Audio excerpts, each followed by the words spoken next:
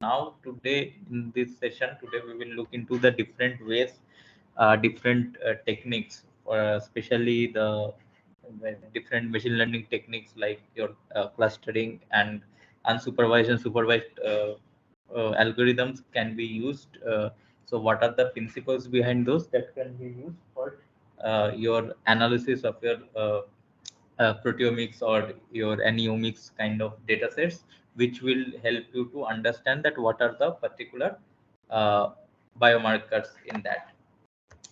So now here is that what so today what we will be mostly looking into that how we can what are the different things that we can uh, to take forward to understand to find out the panel of best protein markers or the best selected markers or the proteins that we can take it forward for our analysis for understanding our different disease data sets or for understanding uh, any if you are trying to segregate any two infectious disease or any severity of the diseases. So what are the different algorithms that we can use? So now what in the proteomics dataset, so once you have run your samples and have collected your data and you have quantified your protein levels expression in the two different conditions. So now what you are trying to look or what you are trying to answer. So we are trying to find out the markers or the protein based markers for one is your differential diagnosis, that one you can have some protein markers which help you in early so you know that what the major problem with any particular disease, be it cancer, be it any kind of infectious disease also. I think you all are now aware about this. Every year, there are certain cases of vector-borne diseases like dengue or malaria and this kind of diseases. So, what is the problem is that to understand that if you can detect early that which kind of patients will be becoming severe, so it will help the clinicians as well as everyone to diagnose those patients and to find out the uh, to treat them with that importance. So this is the thing, and second is for the segregation and the prognostic markers. If you see that which cancer subtypes will become resistant to your chemotherapies or radiotherapies, or which will become aggressive, which will become metastatic. So all these kind of things are the questions which needs to be answered. So after you have prepared the samples, have run in the mass spectrometer, have quantified and got the results. So now you are trying to segregate and look for those particular markers. So now what are the two important types of learning that is there is one is your unsupervised learning and another is your supervised learning. So here, as it is the name suggests, so it is quite clear that the unsupervised learning is that which we are not saying that our data belongs to what levels. So for example, if you are trying to predict the severity of a particular disease and you have the data sets from two patients, one is your non-severe and one another one is severe. So you are not saying that which one is severe and non-severe and trying to find out that if there is some kind of segregation clusters are available or not on the basis of the data sets from the proteomics that what you have identified. Now, if another kind of a thing is that the supervised, where you try to classify by training and testing the model. So where you train the model, so which we will discuss in detail as we go on. So these are the overly two things. One you can do without the supervision, without the labels, and one is that with the labels you can create the models and then can try to predict it. So now first we will look into the unsupervised learning. So what is the unsupervised learning? So as I mentioned that unsupervised learning doesn't know the data levels. You are just giving blindly the data sets and it will try to look into it by with the features it will try to segregate or form the clusters. But here now we have to understand that what are the types and how does it works. So if for example you take it as to so it helps you to understand the hidden patterns of the data. So you get the data and among that what are the patterns. So unsupervised learning helps you to identify those patterns. then it helps to you analyze and cluster your unlabeled data sets. So since you are not giving any labels, so on the basis of the data points and the samples, it will try to cluster your unlabeled data sets. So it helps you to understand the similarities and the differences across the data. So now in the unsupervised learning, there are three major functions. One is your clustering, second is your association, and third is the dimensionality reduction.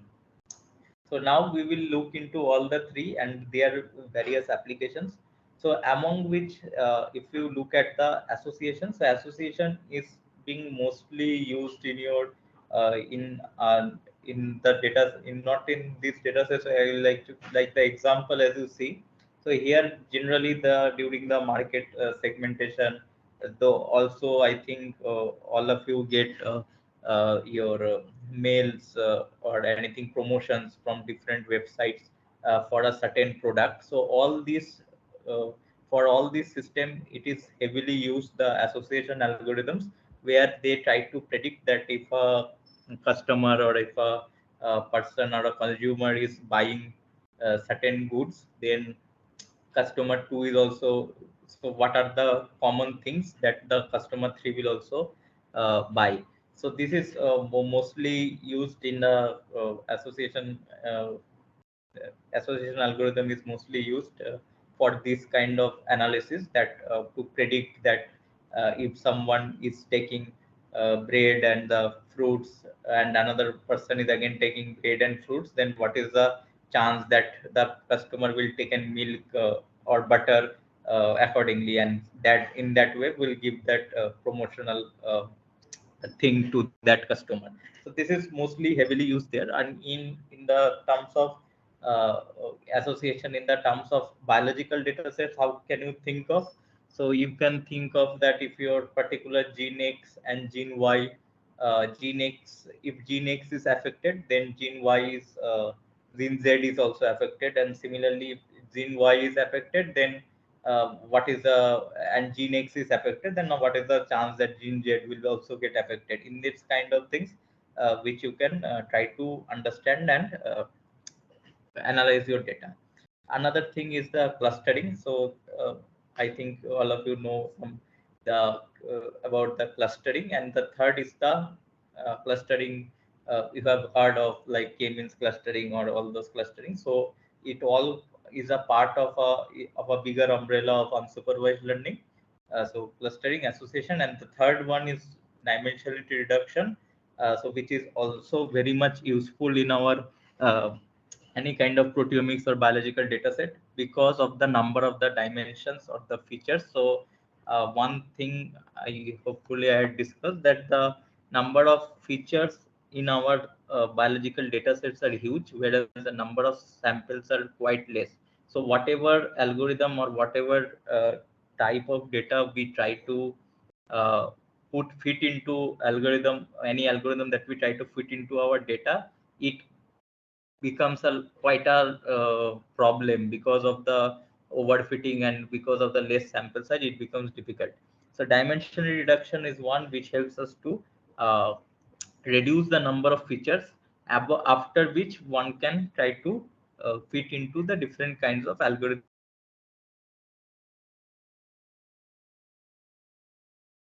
all those. So these are the three major things which comes under the unsupervised learning once you're clustering, association, and the dimension reduction. So now what we will do is that we will look into each of these, what are those, or how it works.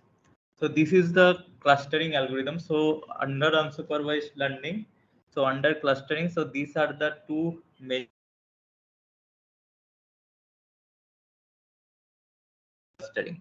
So what? So first, if we look at partitional clustering, so in the partitional clustering, it what it does, it, as you have seen in this data, it is doing some certain kinds of partitions, right? So it is trying to divide the three data into three sectors. So what is generally we try to do that. So here is that whatever. So for example, you have three kinds of data. One is your control, one is your certain kind of tumors, another is one grade of tumor, another is another grade of tumor, or one subtype of tumor, three different subtypes of tumor, and one control, healthy control. So now what you want to do, you want to cluster your data sets. So you will give the partitional clustering algorithm. It will try to cluster it like this, with three or four different clusters on the basis of the data sets and the similarities features, making the different algorithms that we talk about, like the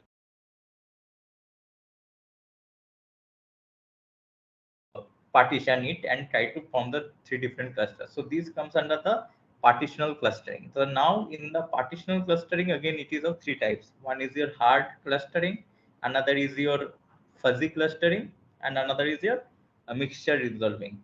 So what is your hard clustering? So hard clustering means is that, so hard or crisp clustering is that which tells you that your data point belongs to only one cluster.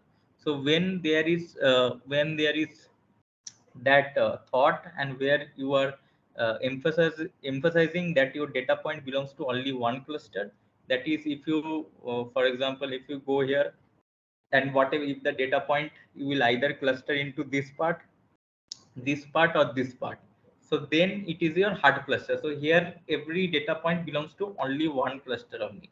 And for doing that, there are different kinds of means, different kinds of algorithms, different kinds of distances through which you can measure the data points and try to differentiate those. So for example, density based clustering, graph based clustering, search based clustering. So here what we listen, and what we say, like the k means clustering and all. So that is comes under the square error clustering, because of the type by which it clusters your data. So it is your it comes uses the square error to from the centroid, and then try to cluster it. So it is your k-means clustering. So these are your hard or crisp clustering. Again is your fuzzy clustering or soft clustering, where you say that your data point doesn't belong to only one cluster, and your data point can have association with other clusters as well, based on their degree of the relationship. So that comes under your fuzzy clustering. And then is your expectation maximization, or the mixture resolving. So this is another kind of in which you can try to find out and partition it. So this has gone for the part of the partitional clustering, or the clustering that depends on how you can cluster your data sets, or can with different clusters. So if you have three different, so for example, if you have a data set and try to find out that three different data sets, how many or if there are any more clusters within the tumor heterogeneity, if you try to identify, so you can use your partitional clustering, that okay, so I have this tumor, so can we how much subtypes it gets clustered. Second is your hierarchical clustering, and among which there are two approaches. So as we have the approaches, I guess you all are familiar with that. Whatever proteomics generally we follow is our bottom-up proteomics. Similarly, in the hierarchical clustering, we have bottom-up clustering, and one is your top-down clustering. So what is our bottom-down clustering? Bottom-down clustering is certain thing that whatever data sets we have, we try to find out the similarities and then come under a big cluster. So we will look into all these things in detail.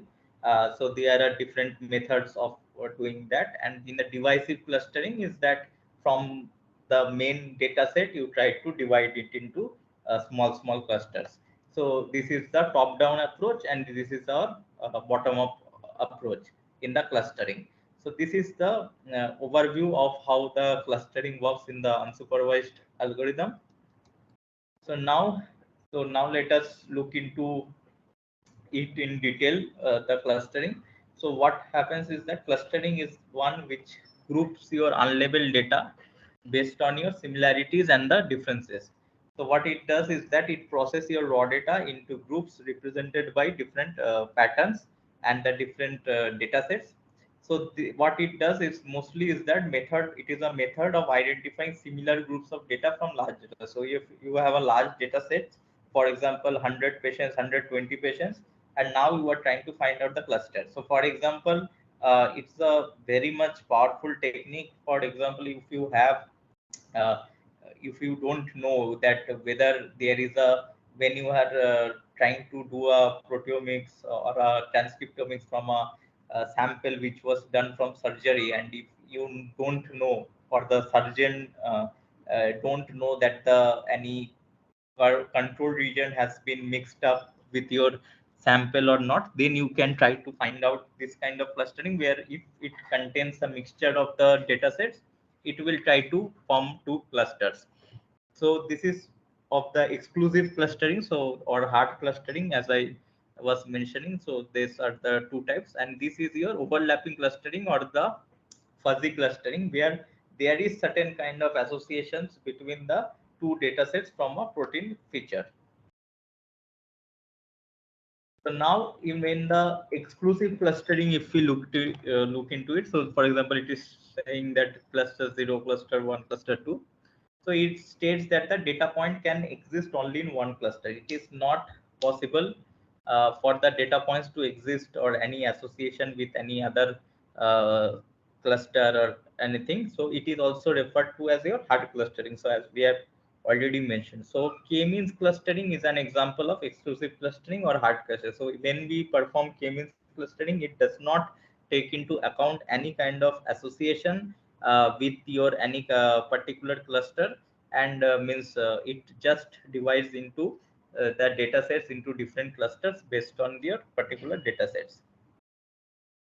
So now, so so what is K? Now we are saying you all are, might be you all have heard that what are those K groups. So what is this K, and how to understand or the determine that what are K groups and how those K groups can be defined. So if you want to perform this K, that what are the clusters that your data can have. So it is K is your represents the number of clusters based on your distance from each group's centroid. So based on each group centroid, you can understand the different K. So now data points near to a group centroid belong to the same cluster. So these data points which is nearest to that particular centroid will belong to the same cluster. So now larger K value indicates smaller grouping. So for example, here if you increase your K, then it will form small cluster here as well. So the number of it will give you small groupings, and vice versa. If you reduce the number of clusters, so it will give a big grouping. So this is the importance of the K.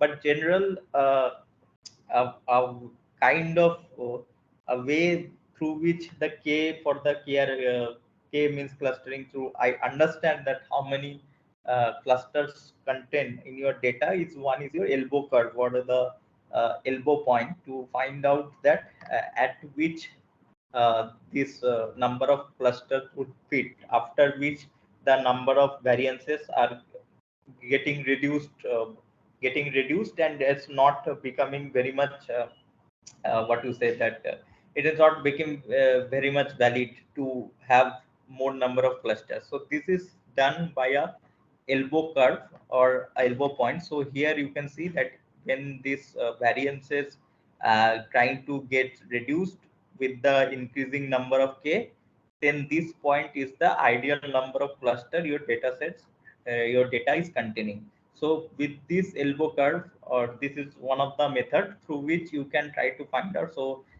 the K which remains very much unknown to us and very much mysterious to us can be answered in a way. So then you can ask your algorithm that my data set will contain best is containing have or have three in three clusters. So just divide my data sets into three clusters. So then it will give it you three clusters, and it will be a three-min clustering. So this is what about k-means clustering. So now, so this was hard clustering, and we have seen that in each in whenever you are performing So you just try to remember that whenever you will be performing k-means clustering, what will happen is that it will always try to set that your data point contains one into differentiate your data points into only single cluster, and on the basis of your k means you will try to separate the data sets into that clusters. Now another is that overlapping clustering. So here is that allow data points to belong to multiple classes, and so these have separate degrees of association with the cluster. So fuzzy clustering is an example. So fuzzy C means clustering is one example where you can have certain data points in both the clusters. Okay, so it belongs with a certain affinity value, and affinity depends on the proportion of that from the cluster centroid. So from that, how much is different? So here you can see that its affinity will be very much less for these data points because these all are very much different from others. But here you can see certain data points of blue and yellow, this cluster are also showing resemblance or very much nearer to the red and the blue and all the three. So there can be some kind of associations with it. So this is how the overlapping clustering or fuzzy clustering, and also it is known as your soft clustering. So these are the two major kinds of clustering in the terms of partitional clustering. So hopefully you are now trying to understand. So I'll just show it again. So we have now looked at in the partitional clustering, we had look at the fuzzy clustering and the harder crisp clustering with the k-means clustering and the fuzzy clustering, and other methods can also be used. So this is one kind of we have looked into the partitional clustering. So now if we look into the hierarchical clustering, so as I mentioning, so now you have your agglomerate. So it is your bottom up, and this is your top down. So what is the difference? So difference is that here you can see that, so in the when you are doing agglomerative concept, agglomerative clustering, so you have, for example, data set A, data set B, data set C, data set D, data set E, data set F. From here you are then, okay, so data set A and B is coming, data set C and D is coming, then E and F is coming, then all these belongs to this particular data set. So I'll show that so that you can uh, easily visualize and understand. And similarly for the divisive, what is happening that you have a data set and you are trying to now divide on the basis of the features. So this is the best way of understanding the hierarchical clustering. So these two have two different applications. So it depends on what you are trying to infer from your data set, what you are trying to achieve from your data set. So then it becomes important to understand it accordingly. So here it is a beautiful representation which will help you to understand. So for example, here there are the six. So as I told that it is your agglomerative clustering is your bottom up approach. So what is there? So you have eagle, you have peacock, you have lion, deer, spider, scorpio. So now you can understand these are all animals.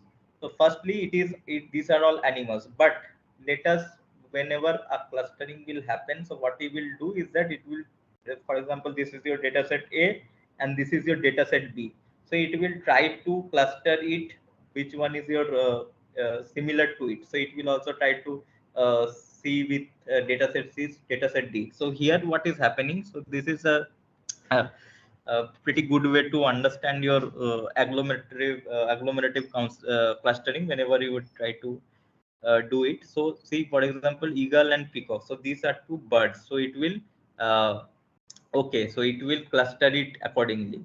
Then is your lion and bear. So, but these lion and bear are mammals. So it will cluster it mammals. Then spider and scorpio, which insects are more than 3 legs. So all these are uh, certainly. So these are more than 3 legs or insects, you can say. So these are your unique animals at the level, at the lowest level. So you can say that all are unique data sets, and then you are trying to club them up. Then you are saying that the birds and mammals are vertebrate, but these are not vertebrate, invertebrates. But overall, they are animals. So now you can see the visualize and understand that all are animals. The clustering, how it depends, among which vertebrates are these four. So these have some resemblance, but not at all resemblance, means not belonging to same family. So in biology, we know that all, like your family order species, that which bears your resemblance, and then accordingly it gets hired up. So this, in the animals, it is vertebrate, among which these are birds and mammals. So then you are trying to form the clustering. So you are moving from bottom to up. So this is your bottom up approach for clustering in the hierarchical way. So since it is, you are going step by step, so it is also known as hierarchy. So I think the name suggests what is the use and how these things are done. So in the proteomics dataset, it's quite important to understand your datasets belongs to what. For example, it is your normal, it is your tumor, it is your subtypes. So how these datasets are going, and finally it is in your control group, in your diseased group, it is your cell. If you have some cell data, that group. If you have pool samples, that group. So these are all. It will help you to understand. So now the agglomerative counseling, clustering can be your of different types in the sense that how it is calculated.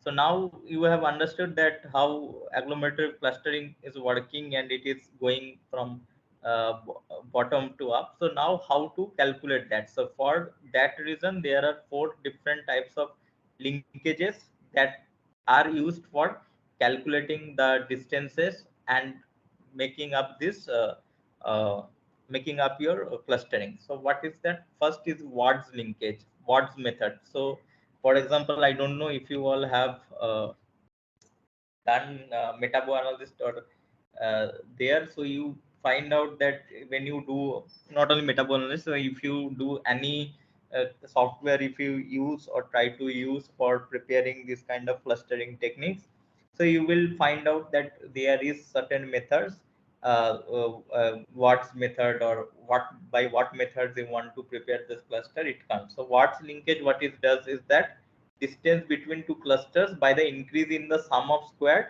after the clusters are merged. So once the clusters are merged, that how it distance is increasing by the sum of their squared. So that is use the word linkage. So here you can see that how word is working is that it is linking the clusters and then try to find out. So this is how word methods work. Then is the average linkage. So what it does is that it will take the max average of between 2 points in each cluster. So between the 2 points in each cluster, it will try to find out the average. So for example, here the difference, if you can see that here it is taking as one cluster, and here it is taking as one cluster, and here it is taking the two different clusters, which is not present in your word method. It is coming all under same, but here you can see that it is taking the average, and on the basis of that distance it is coming separately to here. So it is saying that these three are somewhat similar, like this one, these all are four are vertebrate, but these are not two. So this might be birds and this might be mammals. So this can be captured by your average linkage. Then another is your single linkage, which takes the maximum distance between each cluster and tries to perform that. And another is your complete linkage. So defined by your minimum distance. So here you can see it is doing this as one cluster, this as one cluster, and the this one as another cluster.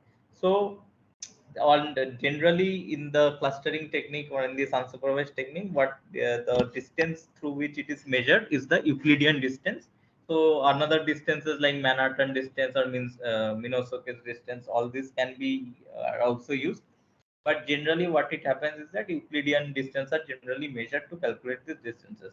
So whenever there comes the question that through what method you want to cluster, word method or the single method or the complete method or the average method, I think you can now try to visualize and understand that on the basis of your application and on the basis of your data sets, you would try to divide and to try to identify those data sets and cluster those data sets, and you will choose accordingly. So this is about the agglomerative clustering. So now another one is what we told about is the divisive clustering. Hopefully you are all not getting confused and understanding. So in this hierarchical clustering, so once we have done the agglomerative clustering, so now what we are doing is that the divisive clustering. So in the divisive clustering, as I said, that when you have a whole set of data sets, so for example, here the height of certain population, of a certain population, you have the data. So now you are going from, for example, here you have the data. Now you are trying to form the cluster among which for example, here you found out that here is one cluster, here is another cluster. Now in that you have this cluster and this cluster, so three clusters. Here you have two clusters and one is single. So you are trying to find out. So similarly here it's also happening the same. You have a distribution data sets of height, and from here you are trying to divide, and then you are trying to find out the similarities. So you can say that for example, this was, I think, height of the different states of the US. So like Alabama, Tennessee, all these are belonging to a same certain kinds of similarity and a same cluster. So in this way, it forms a divisive clustering. Divisive clustering, if we look, so it is your top-down approach, and this is based on your differences between your data points, and this is generally visualized using a dendrogram. So now I think you can understand that if you want to divide your genomic sequences, for example, you have a lot number of genomic sequences and you are trying to divide it into species. So now what you will do is that you will perform a divisive clustering. So I am hopeful that I might know the terms like clustering and all, but what to use and why to use. So this is how you will decide on which types of clustering algorithm to use to usefully discriminate your data or to understand your data in a much better way. So this is generally done using a dendrogram, and the genomic sequences are generally divided. Uh, for example, this is just an example, like for splitting into the species, so you can use a divisive clustering. Yeah. So any doubt or any question? Otherwise, we'll move on.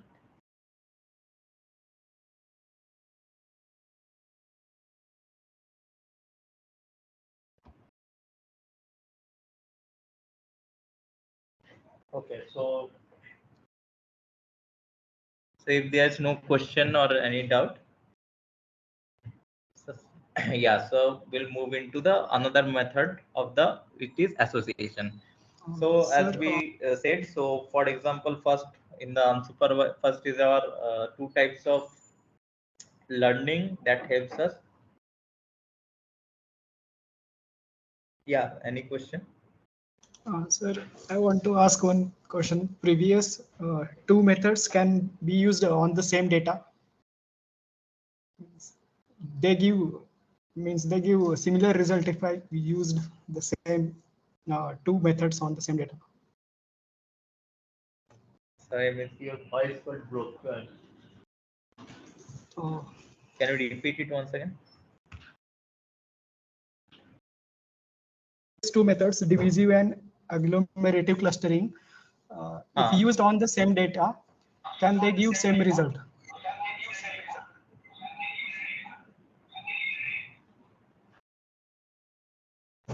No, the approach for using these two data sets are different, right? So if in that you will have different data points. So for example, in the agglomerative clustering, you will have a single data points, and then you will try to find out that the complete means under what head it goes into.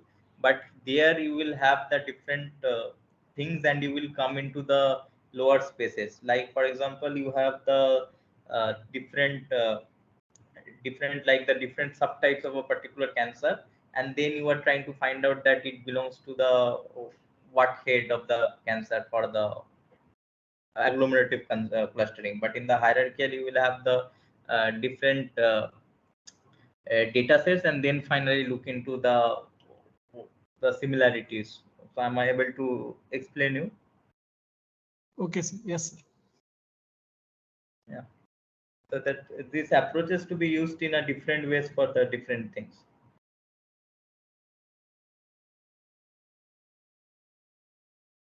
So, yeah. So now we will look into the association. So as I mentioned, so association is now generally being used for the different, that if your data points, what are the relationship between those, and for example, you have this customer one, customer three, so what customer three will buy or not. So this is very much uh, thing like the a priori algorithm. So what is the major algorithm that is being used is your a priori algorithm, which is the likelihood of using one product if another product is getting used. And what it uses is that it uses your hash tree strategy. So I think hashing strategy is generally one thing, is that hashing strategy defines you that whenever you are trying to find out in a table form the different no, means what I say that hashing, for example, when we use your first algorithm to align the two sequences. Okay, so then what we do is that we take down the two sequences, and try to find out the position of a particular sequence in one position and another sequence in another position, and then try to match it with the positions. So this is a similar kind of strategy is being used for the association as well. So these kind of strategies are known as your hash strategies. So what it does is that you have the items. So this concept is quite similar to what happens in the FASTA alignment of the two sequences. So you have this the three items, you have the numbers, and then try to find out that which uh, so you will first scan it, first scan of the numbers, and then here you will try to match that which items, if a customer buys one particular item, will definitely buy another item as well. So in this way, like this has been cut, then these distances are done, then the second set, and then the item set is comes up with the BC and E have some associations, which says that if a customer is buying particular B or C, then another thing will be bought by the customer. So this is kind of an association relationship, and this is being I am just repeating, it's being heavily used for whatever kind of the promotions and all what you receive. So their algorithms, this association kind of algorithms are very much in use in today's date for the in those kind of applications using a priori algorithms. Okay, so this is for the association. So now if we, so now we have done the two kinds of unsupervised learning. So one was the clustering, second is the association, and now third thing what we are going to do is the dimensionality reduction. So I think this is quite important for us to understand that how our data set is behaving, especially in the omics data set where we have a lot number of features, and there are huge chances of introducing technical variability in each stage, starting from your sample preparation to your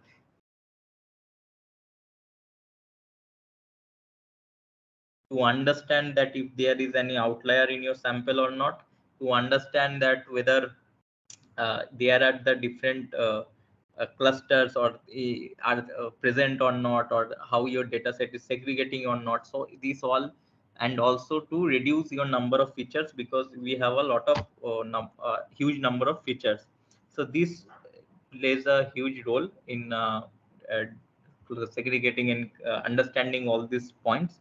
So so there are different kinds of dimensionality reduction algorithms. One was the major thing that is generally we use or is being followed is the PCA or the principal component analysis, but others are uh, uh, like your SVD or your NMF.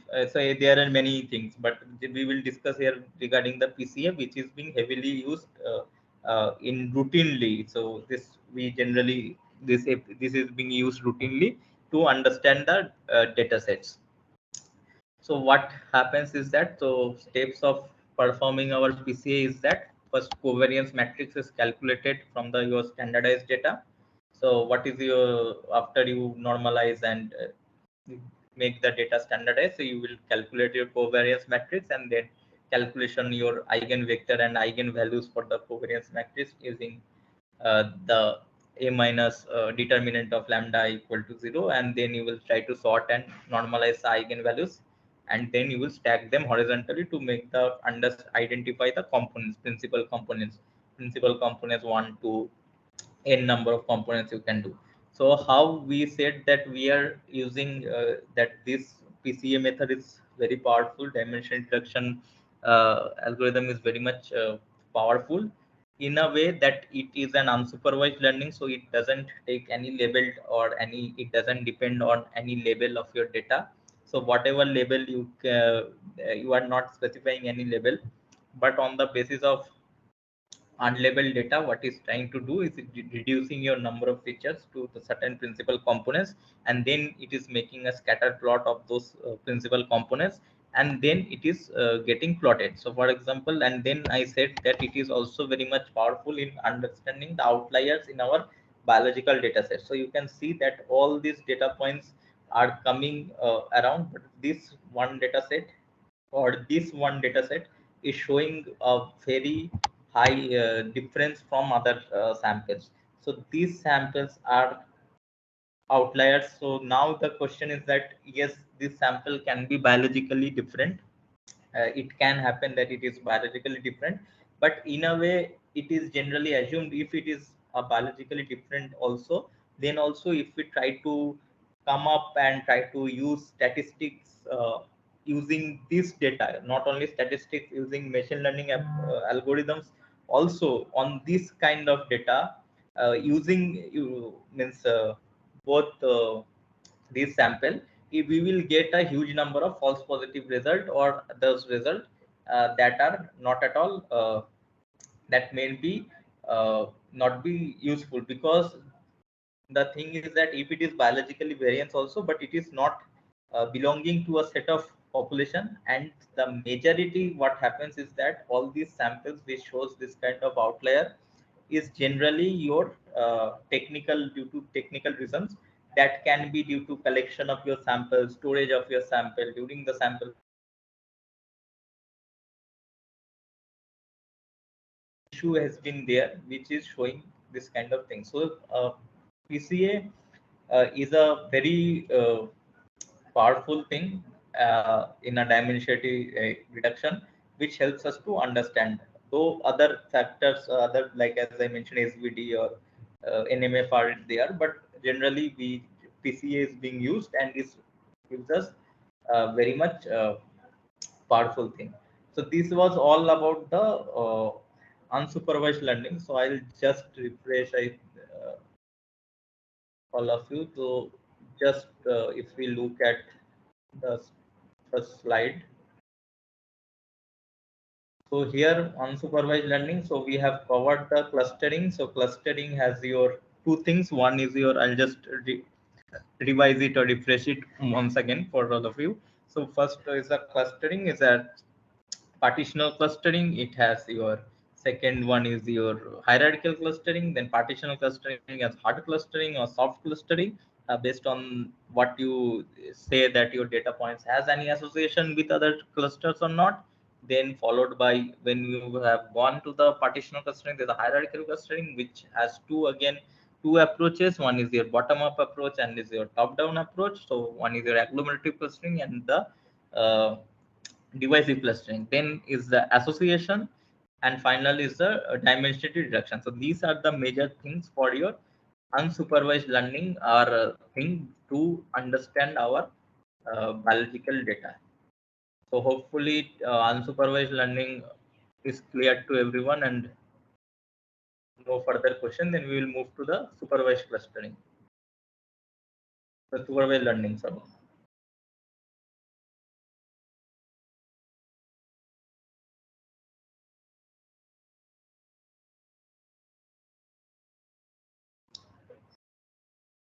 Yeah.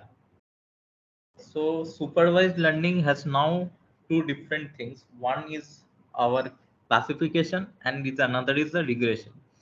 So what is the difference between classification and the regression? So classification is one thing that you are saying that it is either 0 or 1, disease, control, severe, non-severe.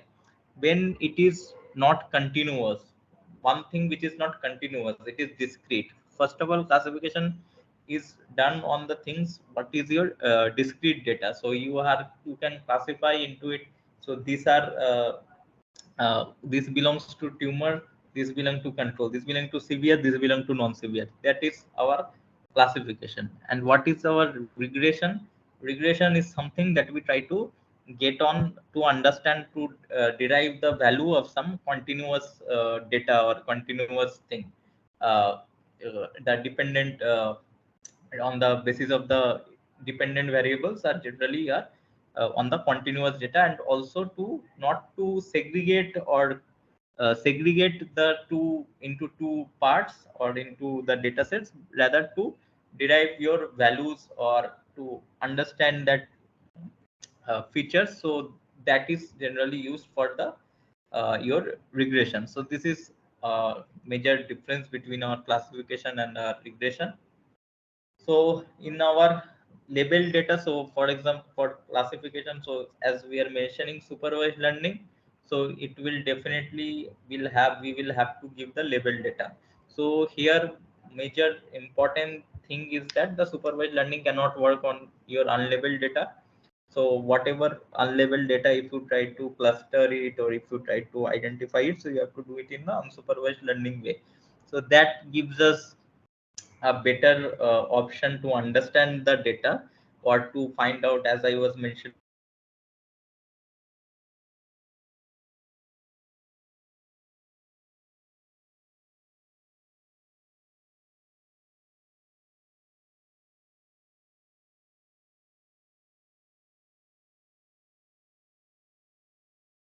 Now we want to create a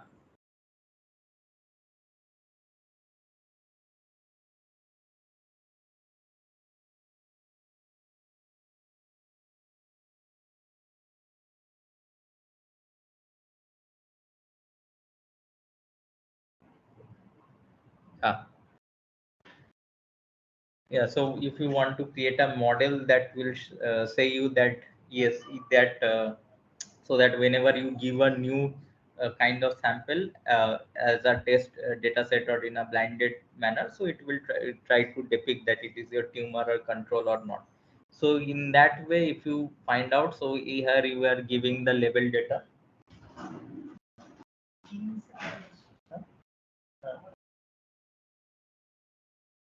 One second.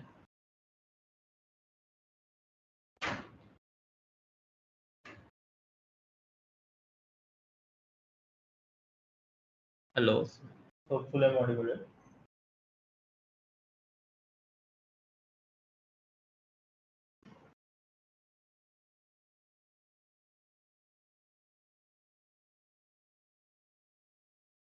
Hello.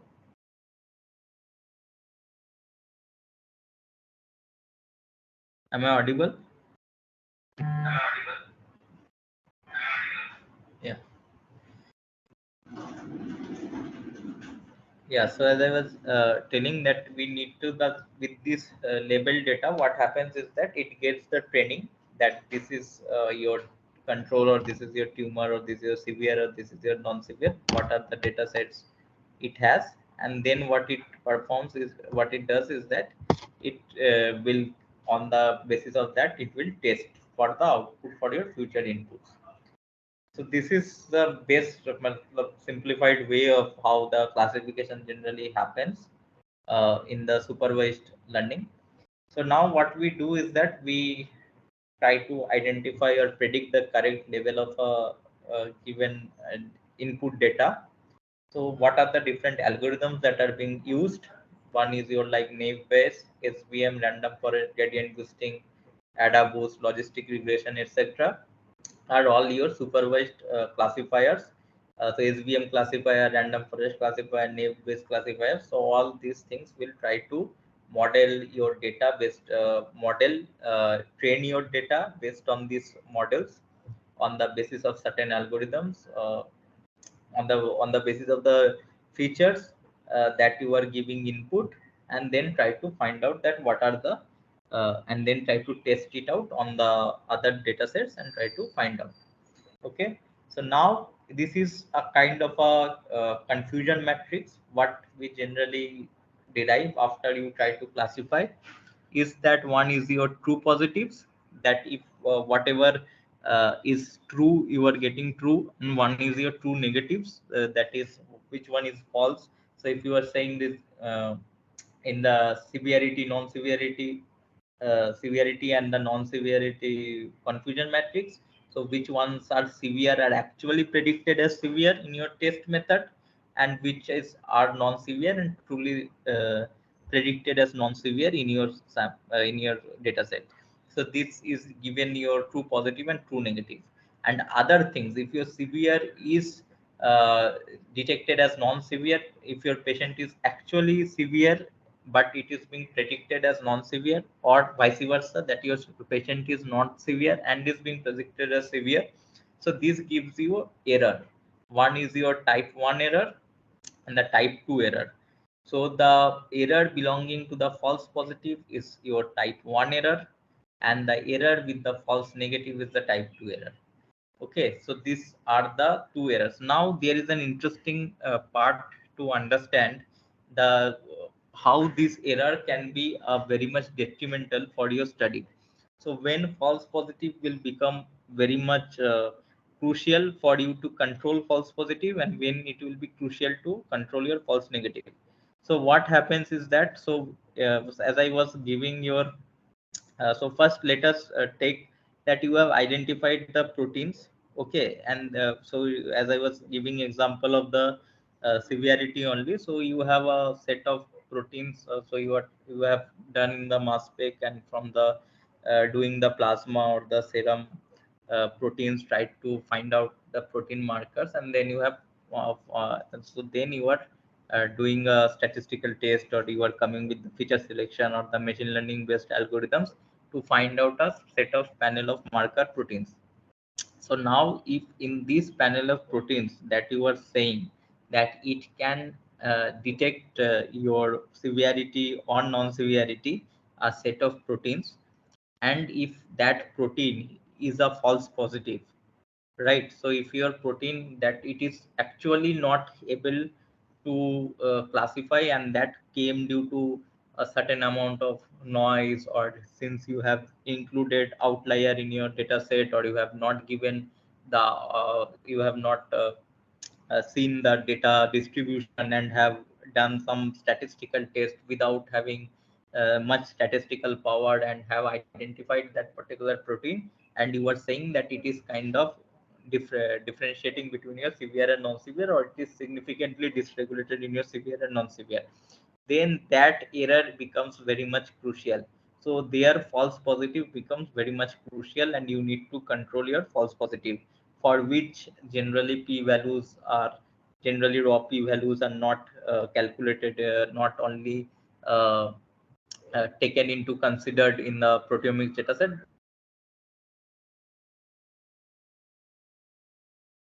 are being used to, so that you can control this false positive. Now just think of the another scenario, that you have these proteins, you have a panel of protein markers, and you have made a kit. Okay, so now you have made a kit, and you are trying to differentiate between the severe and non-severe, saying that with our protein kit,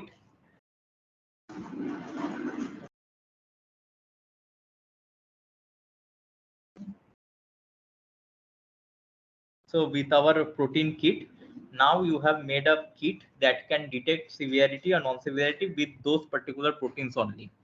So now the question will be that whether if you are able to discriminate or if you are able to segregate. Now, if you get a false positive, so what will be false positive in that case? Whenever you have made a kit, is that false positive will be that the person is non-severe, but you are saying it as severe. So that is your false positive. Okay, so for example, in that during that COVID test, it is your COVID negative, but you are saying it as a positive. Though that is not a big problem or challenging, as if you are saying a person who is being non-severe to be a severe, then he will get that care and all those things. So that won't be much crucial. But their false negative or the type 2 error would be much crucial. Though in both the cases, the errors need to be reduced, but in that case, the type 2 error or the false negative would be very much crucial, as if you say that a COVID positive patient to be a negative, then it will be jeopardize his or her life along with the other members, family members, as well as societal members and different people. As well as if you, a person is going to be severe and it is, you are saying that he or she will remain non-severe, and if it so it that becomes crucial. So these uh, false positives and false negatives, the type 1 error and the type 2 error, remains to be addressed accordingly in different conditions, but definitely the for any classification model, so as I these algorithms, for anything you would try to find out the minimal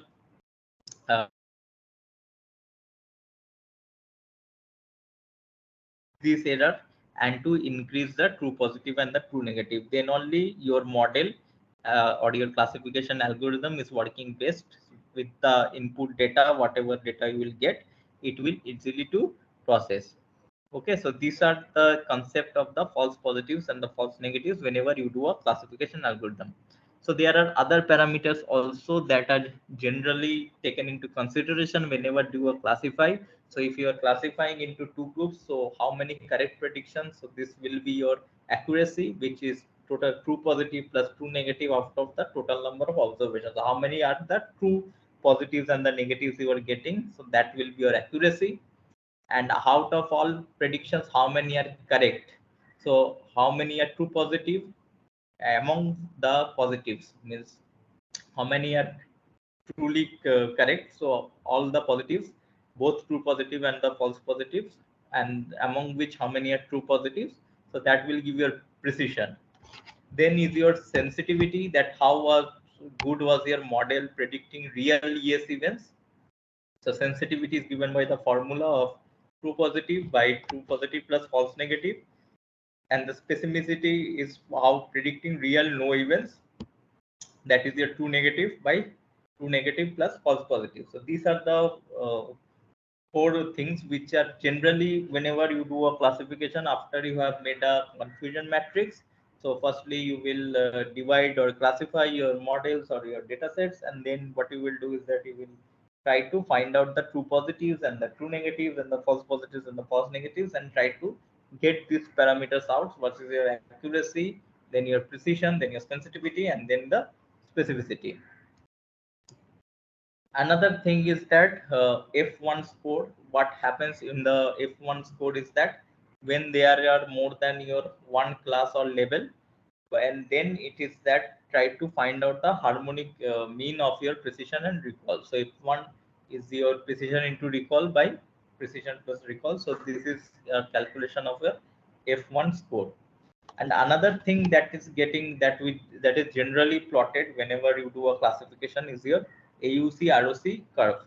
Okay, so what is that? It is generates your probability values instead of binary 0 1 values. So in the classification, as I said, you will have a binary set of predictions, either 0 or 1. But what happens is that in that it will try to generate your probability values, that which class it will be predicting. So it helps into this is also known as your receiver operating characteristics for imbalanced data sets. So provides good overview of the trade-off between your TP rate, true positive rate, and false positive rate for binary classifier in probability threshold. So a value of below 0.5 will indicate your poor classifier. So AUC ROC curve is generally your uh, what do you say, the plot between your uh, specificity and your sensitivity. So here what happens is that a value of 0.5 means random classifier, means you're classifying by chance, it's not so much accurate. So value over 0.7 is corresponds to your good classifier with more than 70% accuracy it can classify, and zero point 0.8 indicates your strong classifier. So 80% of your data are truly coming and having an 80% accurate, and one when you will have, so it will varies from 0 to 1, and 0 when it cannot classify anything, and 1 when it classifies everything. So this is your AUC ROC curve. So this was one of the form of the supervised clustering. So I'll just repeat it once again for you all to refresh. So we are looking at the different algorithms. One is your algorithms. One is your unsupervised and supervised, among which unsupervised have your clustering, your association, and your dimension reduction. Among the clustering are your partitional and hierarchical. Among the partitional are your hard and soft or fuzzy, and among or divisive. And then in your supervised and then in your association and the dimension reduction, and then your supervised learning, you have classification and the regression. So classification, we have seen that it generally tries to give the predict in a binary way that disease, not disease, severe, non-severe, cancer, no cancer, and any kind of classification you can think of like that. And also there are certain parameters that generally done after the different algorithms that we follow, like KNN or naive Bayes or SVM, or any random forest, ADA boost, gradient boost. So all these kind of algorithms you can use accordingly and try to find out that which algorithm or which model works best on your data set, giving you highest accuracy and highest precision recall. So there we have seen that in the confusion matrix, we are getting two types of error. One is your false positive error and the false negative error, which becomes crucial in different applications. So our models or our data needs to remove that, to try to find out, to reduce that and increase our true positive and the false true negative, to increase the accuracy of our data of the model. So next is the concept is of the regression. So what is, one second, yeah. So what is regression? So it finds your linear relationship between the independent variable and one or more, by in between the dependent variable and one or more independent variables using a best fit straight lines. If you use a kind of a linear regression, so it will try to find out in the best fit straight line. So what can be your data? So it does a prediction by computing a weighted sum of the input features and a bias. The in your intercept here is your bias, and then dependent variable is continuous. So dependent variable is continuous, while independent variable can be continuous or discrete. So on the basis that whether it is continuous or discrete, it can be the independent variables, the output for that independent variable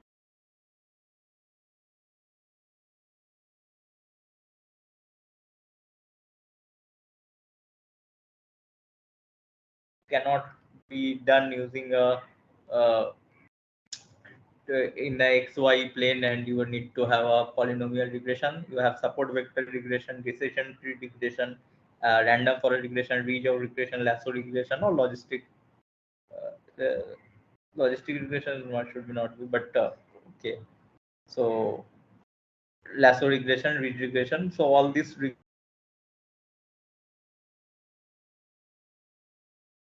to find out the different uh, values. Okay, so logistic regression actually is a classifier to find out at the predictor or classifier for the different data sets. So here in the supervised learning, there is another concept of your underfitting and the overfitting and the balance. So what happens is that so as we were seeing the different accuracies, and as we mentioned that we need to minimize our error and try to increase our uh, accuracy, right? So that is ideal case, as we want to have a pretty much good robust very much good and robust data sets with a robust model which can able to predict, which will give us more or a kind of uh, better data and better data sets for classifying. But generally what happens is that in doing so it can also be a overfit. So for example, if this is how a line is fit for classifying between these two data sets and two different data points, so data points belonging to two different groups, so this is not giving you the best classifier, okay? Because but if you line this, so this is giving you a kind of a very good classifier among the two groups. But if you try to map each and every line which belongs to that cluster, so this will lead you to the overfitting of the model. So whenever if you are getting a very high accuracy, so there can be the chance that your model has become overfit. So that will also cause give you erroneous results and will cause problem whenever you try to do a blinded validation or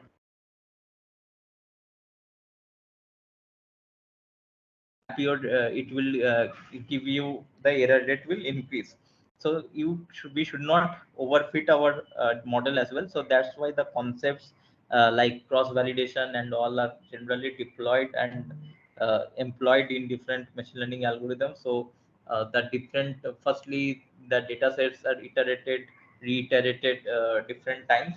Then what happens is that uh, then a subset of data is chosen randomly to build up the model, so that if one, for example, if your one outlier is trying to do something to the model with another subset, it will get reduced. So that's why the concepts of your cross validation and all comes into play to help you to fit your data accordingly. So this is the concepts of the underfitting and your overfitting and what should be the balanced. Okay, so hopefully it's clear till now. So, and these things also are used in your prediction during the mass acquisition or different algorithms, different things. All these are generally used uh, to understand the data well. So these are the supervised and unsupervised learning. So I thought of just giving an example of how your clustering and the heat maps are generally being used in our proteogenomics studies or the research articles. So if you look, for example, this article has for breast cancer has shown you using the NMF distribution, the different genes belonging to what and what are their expression levels. On the basis of the expression levels, what are their different clusters. So I think now you can visualize and can try to find out that what are the groups and the subgroups are there and what kind of clustering will you use and what are the methods through which it can be used. So you all in fact can try to find out, draw this kind of plots in metabo analyst as well, as I think we have shown that day. So if we get time today, we'll again show that. So these are you can do using feature wise as well as sample wise to find out your uh, clusters among this. Yeah, so hopefully no question till now.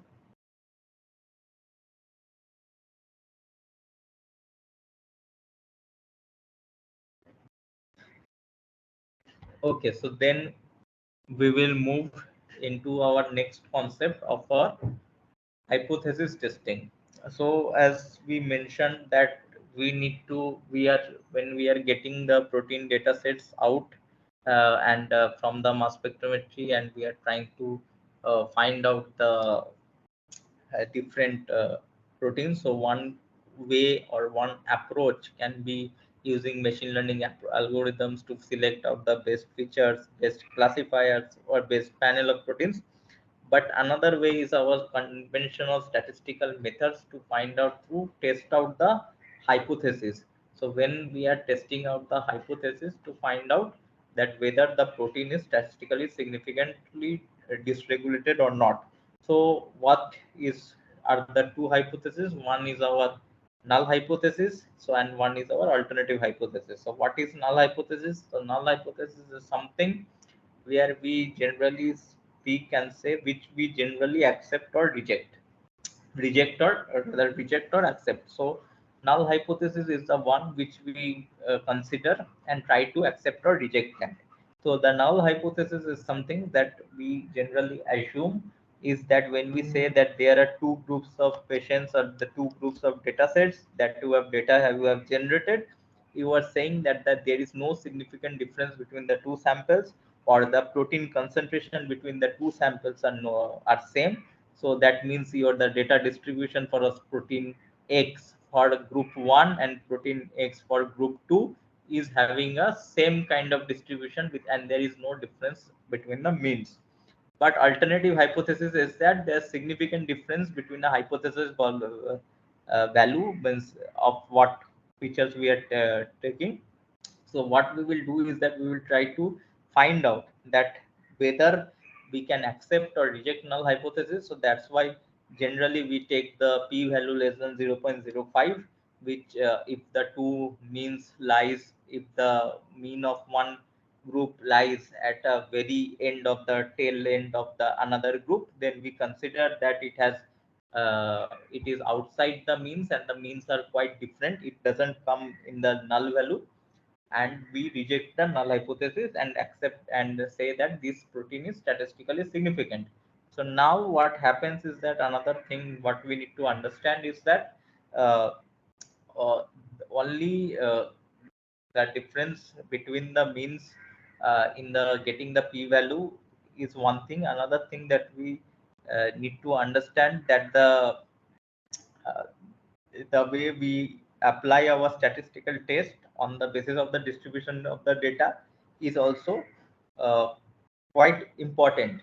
So we generally try to look for rejecting the null hypothesis if we try to say that it is our significant. So now these errors that we just now discussed in our previously in the prediction classification, so this kind of errors can happen for hypothesis testing as well.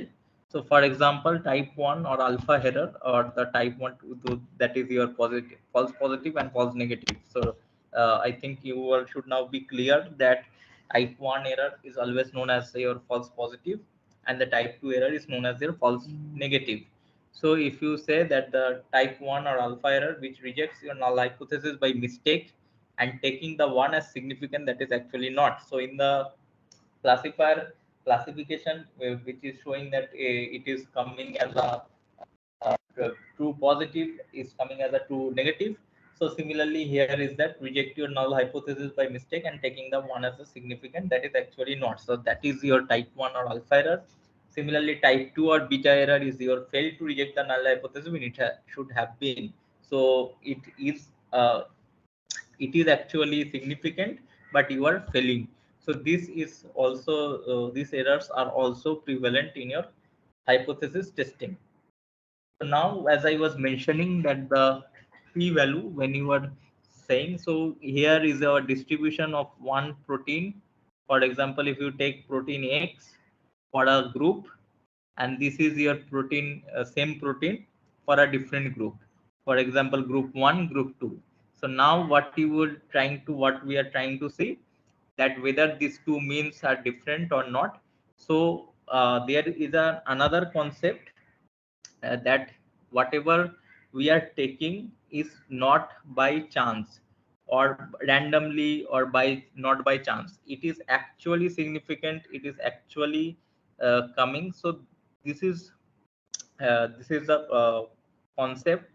So for example, if your the two distributions, the mean of this value, for example, just try to understand or visualize that the mean of this group of that particular protein comes in that place. So that is means that it is present within the null value, that there is a chance the 90 for the whenever so if I just reiterate the concept that whenever as data is following a kind of a normal distribution, so the 99 within 3 standard deviations of your data, it will comprise of your 95% of the data.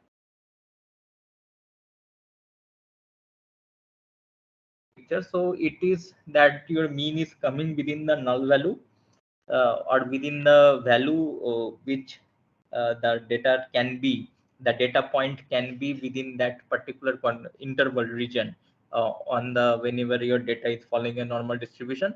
So that is that the difference, if it is also there, that is by chance, that is within the null value, that is within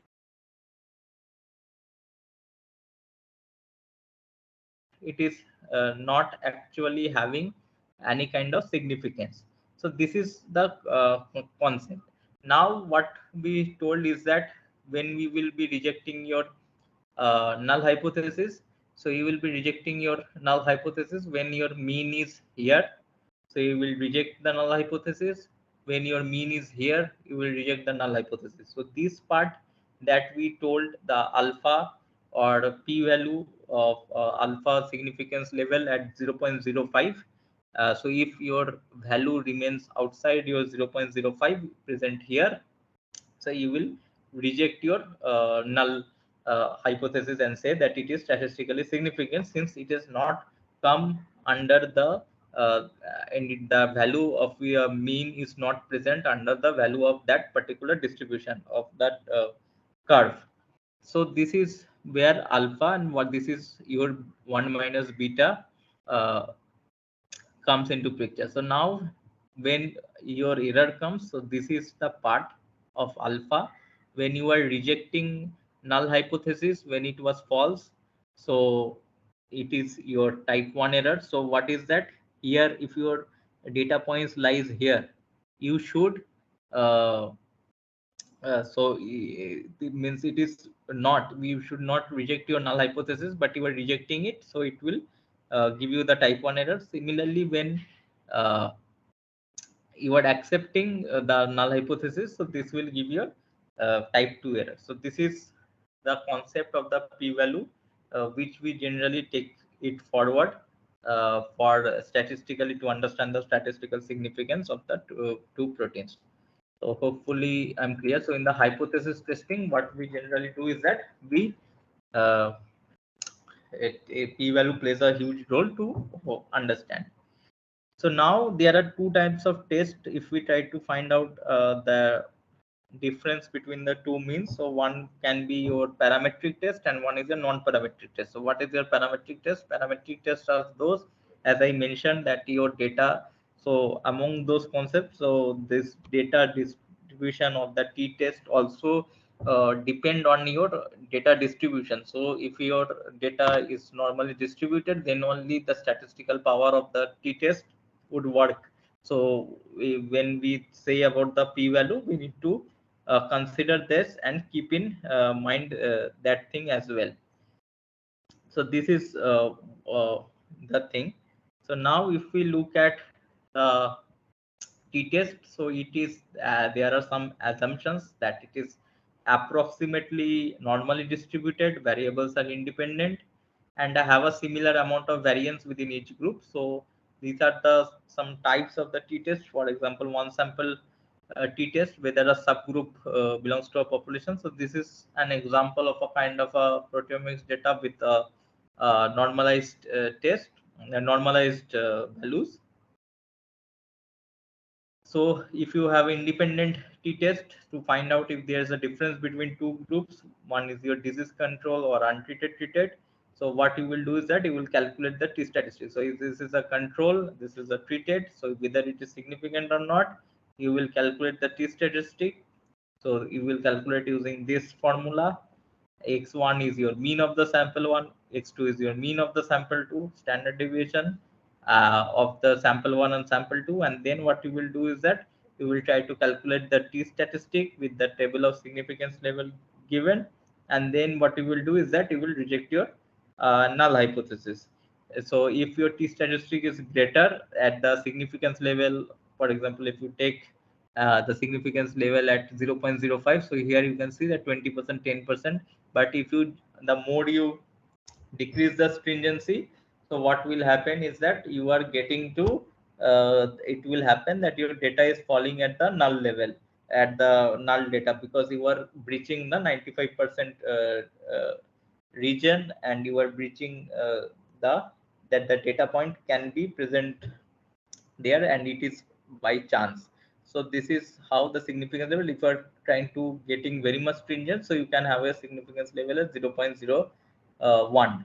And here there is another term I hope you are seeing, that is your degrees of freedom. So what is your degrees of freedom? So degree of freedom is calculated by n minus 1. So what is n minus 1? N is your number of samples. So why n minus 1? So here the concept is that you will think that one sample is must be following the mean of the distribution, while the rest of the samples are not might not follow that. So that is your significance level that through which you will calculate. So for that particular uh, degrees of freedom and at that significance level, you will try to find out the t statistic. If it is greater, by calculating here and matching with the table, you will reject your null hypothesis. So then is the paired t-test. So now when you will do independent sample t-test and when you will do paired t-test. So this is another concept that we need to understand. So firstly is that you will perform independent samples t-test when there is a different, when you have two different groups like disease control, untreated, treated, two different groups. But if you have a same subject on which you are performing the disease, for example, for example a test. So for example, you are giving certain supplement to a mice. Okay, so what you have done, you have calculated the weight of the mice for 7 days before giving the supplement, and then you have given that supplement to the mice and have calculated the weight of that mice after 7 days.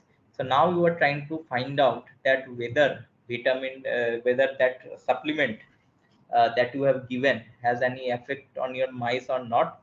So then what will happen is that you are doing on the same subject, you are trying to find out the mean before giving the supplement and after having the supplement. So then you are trying to find out the whether that supplement has any significant effect or not. Then you will perform the paired t-test. So this is the difference per paired value, that is the mean before weight, before the mice have the rat have taken the supplement, the weight, and after that, and then you will try to find out. So this is one thing. So another thing is your one-tailed t-test. So there are another concept that what kind of test. One is a one-tailed and one is a two-tailed. So one-tailed and two-tailed means if we are considering both from the mean towards both the tails, then we will do the two-tailed t-test. Otherwise, we will do the one-tailed t-test. So then when we are trying to determine that the sample mean is higher or lower than the population mean, just higher means higher or lower, then we will do the one-tailed t-test to find out that whether it's higher or lower. But when two populations are significantly different or not, so mostly in our cases of your proteomics data or your genomics data or your transcriptomics data, if you think that we are trying to find out that whether the two genes expression or the proteins expression are significantly different or not, then what we are doing, we will be doing the two-tailed t-test where we will try to determine whether the two populations are significantly different or not. So this is your two-tailed t-test. Whereas if you just find out that it is higher or lower than the population mean, then you will do the one-tailed t-test. Okay, so now another thing is that now we are looking at the two different groups. But if you have three different groups, so as I was as I was mentioning, that you have 3 subtypes of a particular cancer, or if you have a control and 2 subtypes of a cancer, and you are trying to measure using the hypothesis testing or the statistical means of testing, then you should follow you cannot do a t-test. And then what we can do is that in the parametric if you and your data follows a normal distribution, approximately normal distribution in a parametric format, so you will do an ANOVA, or analysis of variance. So what is that? It is to determine if there is a difference in means of more than the 2 groups. So it uses your sum of squares approach similar to variance to determine whether means are statistically different. So what it will do is that it will find out the total variability among all observations and variation between the subgroup means within random chance variation within each group. Okay, so this is your uh, the variations which it will try to measure, that total means and the sample means, and what are those. So between variation is that summing of the squares between your group means and the grand means. Okay, so what is that group means and the grand means? So what first it will, so it is actually it calculates a ratio, or if the what is known as your F test or F ratio or F statistic. So what it will do is that the between variation, this mean and this mean, what is the difference? Summing of the squares between the group means and the grand means. Okay, and then within variation, summing of the squares between individual means and the group means. Okay, so here just show. So here it will give the F statistic between after doing the ratio. So you can see that the mean of the group, grand mean, and individual measurement. So individual minus group mean, and the group mean minus grand mean. So this is two ratio of these two generally helps us to determine the significance from ANOVA, and it also follows the same statistic and the same table to find out that what are the differences. So now the parametric test, what happens is that it depends on your quite a number of assumptions. So first assumption is your data should be normally distributed. So if your data distribution is kind of a skewed parametric test, it will not work best, as mean no longer remains the best measure of central tendency. So if you are trying to measure your central tendency, or to compare between the means of the 2 samples, then your parametric test won't work, as it is not your based as a mean to find out your central tendency. If your population sample size is too small, or data types are ordinal or nominal, then what happens is that again it won't work. Then what happens is that, so you can try to find out Man-Whitney test, which is your alternative to the independent t-test. It's a rank-based t-test which gives on the rank. Then is your Wilcoxon rank and the sign rank test, which is your alternative to the paired t-test. So this what it does is that it all calculates the rank of your, for example, you have the protein expression data of the different genes on the different groups. It will rank accordingly and then try to find out. And the Kruskal-Wallis test, which is your alternative to your ANOVA. So as the ANOVA measures your variation and the statistics, so Kruskal-Wallis test performs that. So this is for the parametric and the non-parametric test. So as another thing that we told, that the statistical power also, or your classification accuracy and all those things also depends on your number of samples. So because with the less number of samples, it definitely it becomes a chance that your, for example, uh, you have your either your data set has gone, it can be overfit. Similarly, in the statistical test, whatever statistical power that we are getting, that the significance of that value of that particular protein or a particular gene, what might happen is that it might get reduced. So it is very much important in clinical research to understand that if you want to determine that what is my what my statistical significance, if I get some particular proteins, or if we can prove, for example, any markers to be statistically different, significantly different from other groups, that it will correctly reject our null hypothesis when it is fault reducing your type 2 errors. So what number of samples should be there? Because if your, it will again depend on the means of whatever mean is there, whatever mean is there. If your means of your two groups or the two proteins of the proteins are very much similar, so you can understand that your means will become very much similar. But if it is significantly dysregulated, is fine. But if there are very close mean and you are trying to find out the difference between the two populations, that your protein is significantly dysregulated, yes or no, then what will happen then is that you need to determine that what number of samples would be required to finally conclude that kind of thing, to conclude the power that it can, it will be effective in differentiating these two or getting the significant result out of it. So it depends on your size of the effect and your size of the sample. So this is one kind of thing where you can try to find out the minimum number of subjects for adequate study power. So if your group 1 means, for example, is 75 plus minus 10, and group 2 mean is 65, so you can understand it is quite close. And then enrollment ratio means the number of subjects for both are will be equal, and your alpha you are giving a significance level at 0.05 and the power to be 95%, then you at least need 26 samples, total of 52 samples to test it out. And then only you can your test that you will be doing will be a very mind of robust and having a good power.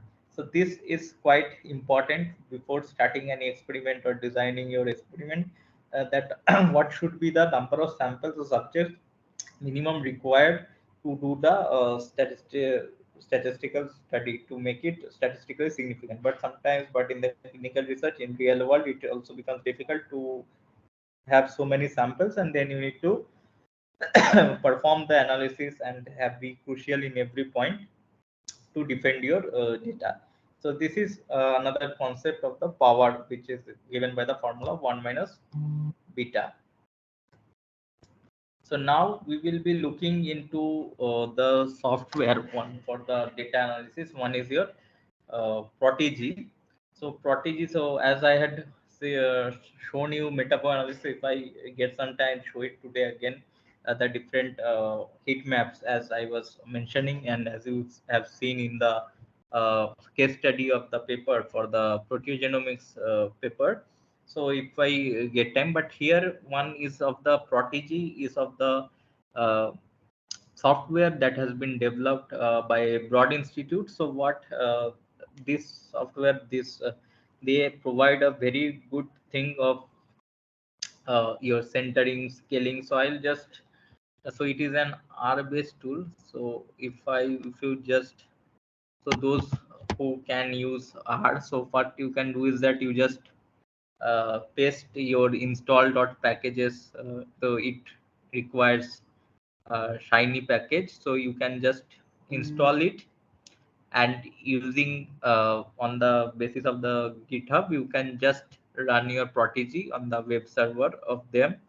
So you can write these two commands and then it will get installed. So I'll just show that how the interface will look. So uh, when I've given, so in the R command, so it will start uh, the Protegy. So now this is, so here you can give that what kind of analysis you can do. So okay, so it also requires about the Shiny app, which helps you to do what. So first thing is your transformation, then sample wise normalization, so centering and scaling, median mat, two component normalization, upper. So these are all the different techniques of normalization, and all have their pros and cons and needs to be done on the basis of a particular data set. Then your missing values, then not your marker selection. So one sample moderated t-test, two sample moderated t-test, moderated f-test. So f-test is here for your ANOVA and moderated t-test. So now you may ask the question, or the question can come to your mind. So we discussed about t-test. So what is this moderated t-test? So this t-test and moderated t-test are similar. The only difference is that moderated t-test takes into account the calculation of the variance that is done in t-test, and moderated t-test is different. For example, in your t-test, you do the variance of calculate the variance from all the features, but in the t-test, moderated t-test, what you do is that you try to calculate the variance from selected genes or selected proteins, because all most of your proteins are remains unchanged, or the genes remain unchanged. So you try to define that kind of thing. So that's why they have used a moderated t-test or moderated f-test. So now I think you are able to understand that which test needs to be used when like if your sample you are saying you have two groups and you are trying to find out, then you will be doing two sample moderated t-test. But if you have three or four, more than three groups, then you will do f-test or ANOVA. Then heat maps and the cluster analysis. Hopefully after today's session you are clear about the different clustering techniques and the cluster analysis. Then comes the volcano plots, scatter plots, PCA, and the QC plots. So QC plots is quite important to understand the correlation matrix, data distribution, extent of the missing values. Then comes your PPI and all those. So here they have given beautifully all the things that which file formats you can take. So if you have a CSV file format or TSV file format, so you need to give them a design file of an experiment and how you can run your Protegy. So it's, as I told, it's very simple, and everything you can try it out the software. And here is your upload file. Also you can check in the GitHub, so you can browse and can select those files, and then you can try out. And also you can mail them if you face any difficulty from the. So Broad Institute is one of the user-friendly software with all the components required for the data analysis in proteomics, and you can which you can use. Okay, so these are the example. This is one of the software which you can use using R. So another thing that would like to show is, for example, Morpheus. So we will just look into it.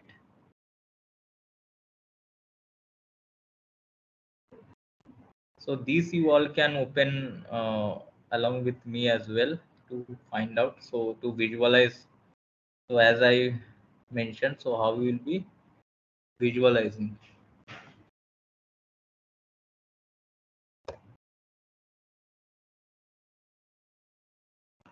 Yeah, so here it is opening. So this is your matrix visualization and analysis software. So what you will do is that you can just go to the preloaded dataset. So if you don't have your dataset, then also you can go and try to see. So just click on the preloaded datasets.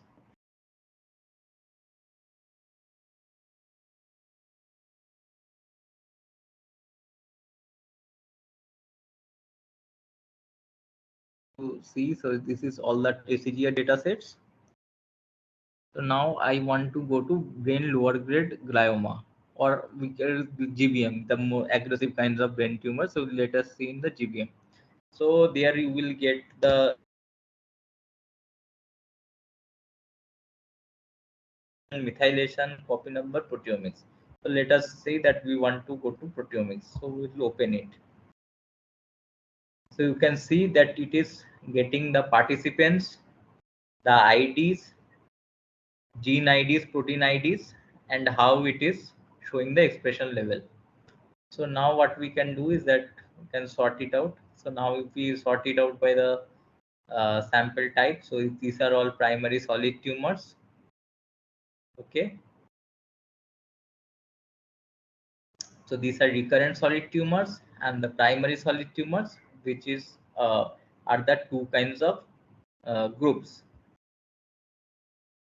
Then if you do a mRNA-seq cluster, so if we try to find out the clusters with the mRNA-seq, so these are the cluster 1, these are your cluster 2, cluster 3, and the remaining, which could not be clustered. Similarly, age,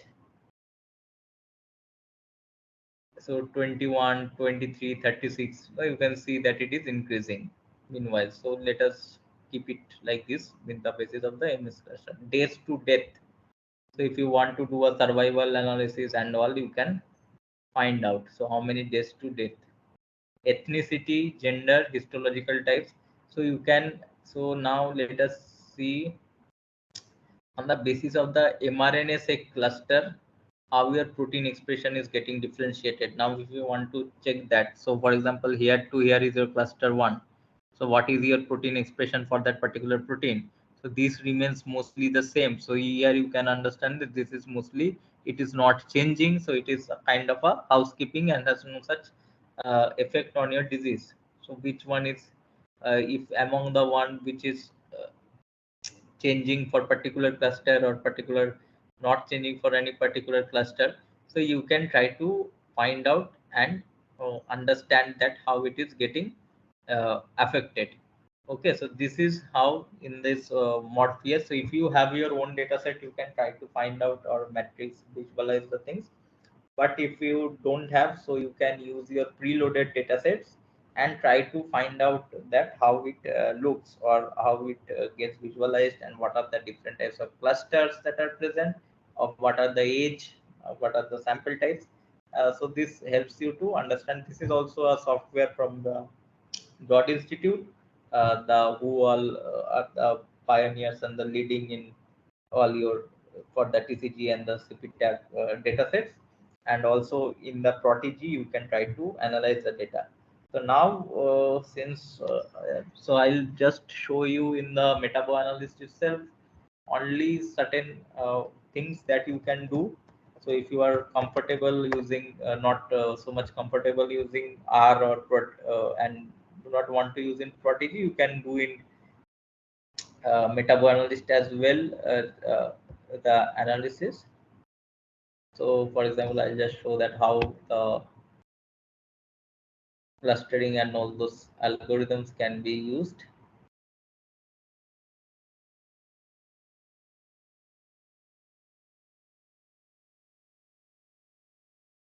So what the previous week data set only, if we just upload it.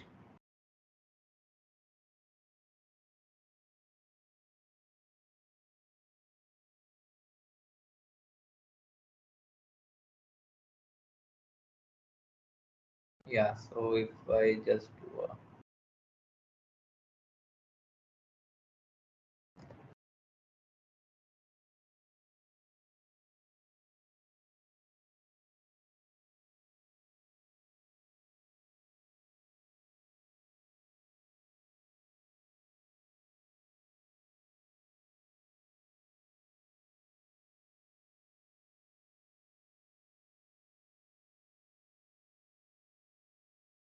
okay, so now if you try to find out, so if we go to the correlation heat maps, also here you can see cluster, and so I'll come to that.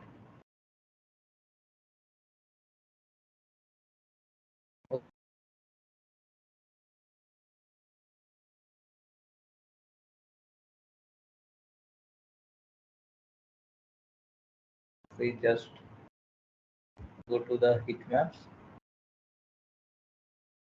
So you can use the normalized data. You can auto scale your features, distance. So you can understand that which clustering method, which distance you will need to calculate. Can be Euclidean or mean anything. Clustering method, word average, complete single. So if you go into the Metabo analyst and try to find out, then I think now you are able to understand that which method you would like to use and which data sets you want to use. So color contrast, you can give red or green. So you use top 25. So either you can cluster the samples or do not cluster the samples. If you just submit, so now you can see, right? So for example, if you check this proteins expression, so these are your two different data sets. So this is your two data sets, and these are your samples. One is your, for example, class is NC and TC. So you can see that the expression of the protein, this is a particular expression, and which is showing a more than fold change expression of that particular protein. So how you, so I am hopeful that now you are able to understand that the parameters and how to use that after this session, and then you can choose and do it accordingly. So in the metabo analyst also you can do it yourself. In Protigy you can try to find out. You can also do it with all the normalization, scaling, median mat scaling, and the normalization and the log transformation and the imputation. As well as in the Morpheus, you can try to visualize your data, and those preloaded data sets are also gives you quite comprehensive information about the different TCGA data sets that have been done and of different diseases. As well as I am hopeful that you all remember that in the week 2 also we had discussed about the CBio portal of the genomics datasets. So from there also, so without doing any analysis or doing any data acquisition, as well, you can try to find out the correlation among your mRNA level, protein level, survival level, and can try out to find out some hypothesis of already done datasets. And finally, you can, after using those different data analysis techniques as we are mentioning and as we are discussing it, so you can try out to find out some panel of genes, proteins, markers, and then can test it out in your own samples, or you can test it out in your hypothesize, and then can test it out in your different, validate it in different cell lines, animal models, anything. So this is how you can get an overview. Of the today's session. So the different techniques and the algorithms that are being used and that are being generally taken forward for understanding the analysis and the different machine learning approaches and the algorithms that are helping us to understand and find out the markers in a better way.